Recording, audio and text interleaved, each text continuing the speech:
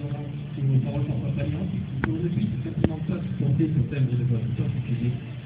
Il y a un point sur lequel tous les amis se rejoignent, c'est évidemment l'importance du de Jean-Jacques Goldman. Celui que certains surnomment la machine à tube a maintenant mis un terme à sa carrière depuis près de 8 ans, mais les fans sont toujours plus nombreux à réclamer son retour. Alors, il garde une place prépondérante dans le cœur des Français. C'est pourquoi j'ai choisi, dans le cadre du module M121, de vous présenter cet homme en or qui a su aller au bout de ses rêves. Donc, dans un premier temps, nous attenderons donc sur l'homme, donc sur sa vie avant la célébrité, c'est-à-dire ses origines, son enfance, son adolescence. Et puis, nous verrons également que c'est un homme simple et généreux. Nous verrons dans une deuxième partie l'artiste, donc. Nous verrons donc, nous découvrirons ou redécouvrirons donc des albums tous échelonnés de tubes qui résonnent encore dans nos têtes. Et ensuite, nous mesurerons l'importance du succès de Jean-Jacques Goldman à travers des récompenses dans toute sa vie.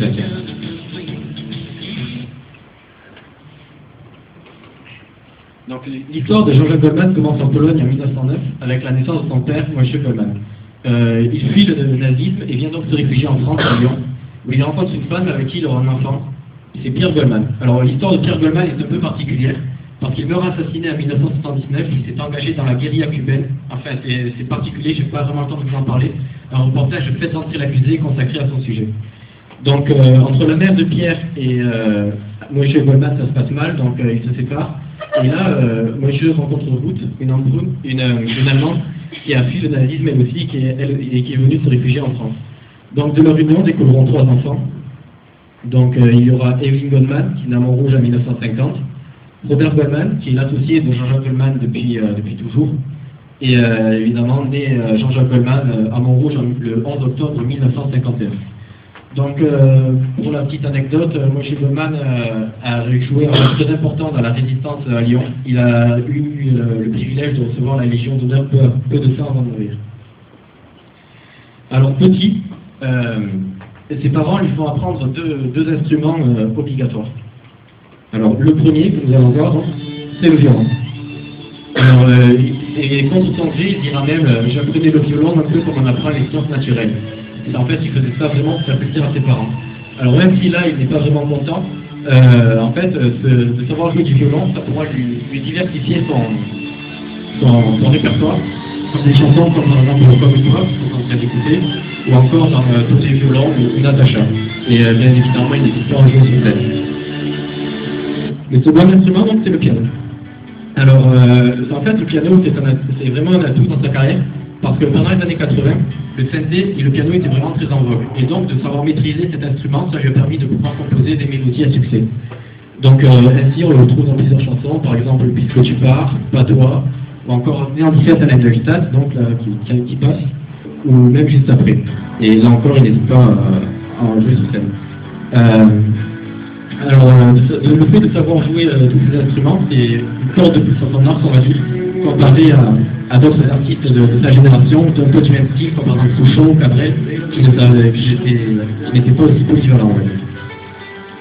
Mais l'instrument principal de Jean-Jacques Goldman, c'est la guitare. En fait, à l'âge de 14 ans, il entend plus que d'arrêter Franklin, et ça lui pousse à abandonner la guitare et le violon, le piano et le violon, pour apprendre la guitare.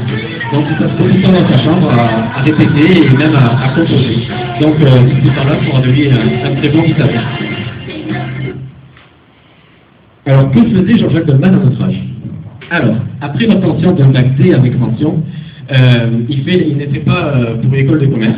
Donc suite à la prépa, il rentre à l'EDHC à Lille. Le DHC, c'est l'école de haute études de commerce. Parallèlement, il fait une maîtrise de sociologie. Et une fois ses études terminées, il s'engage dans l'armée de l'air. Une fois à sa sortie de l'armée, donc, il se marie avec Catherine, avec qui il aura 3 enfants. Et on monte ensuite un magasin de sport, un Sport 2000, avec son frère Robert. Mais Jean-Jacques Goldman ne laisse pas pour autant tomber la musique. En 1975, lors d'une soirée, il fait connaissance avec 2 frères vietnamiens qui ont pour projet de monter un groupe. Ensemble, ils font donc le groupe Typhoon. Ça veut dire grand vent en vietnamien. Donc ils auront 3 albums, mais le véritable succès du groupe, c'est le premier album, le Figure Sister Jane. C'est Jean-Jacques Goldman qui chante, et c'est donc le tube de l'été 1975, parce qu'à l'époque, La botte était plutôt les slow. Les deux tubes de l'été donc sont Sita Jane et l'été indien de Joe Dassin. Donc en 1979, le groupe connaît donc un succès moyen et décide de faire de la scène. Mais Goldman est très timide et refuse donc de monter sur scène. Il préfère quitter le groupe. Pour le remplacer, le groupe passe des amendes pour recruter un nouveau chanteur-guitariste. Et en fait, il s'agit de Michael Jones, celui avec qui chantera Joe Jones, et c'est comme ça que les deux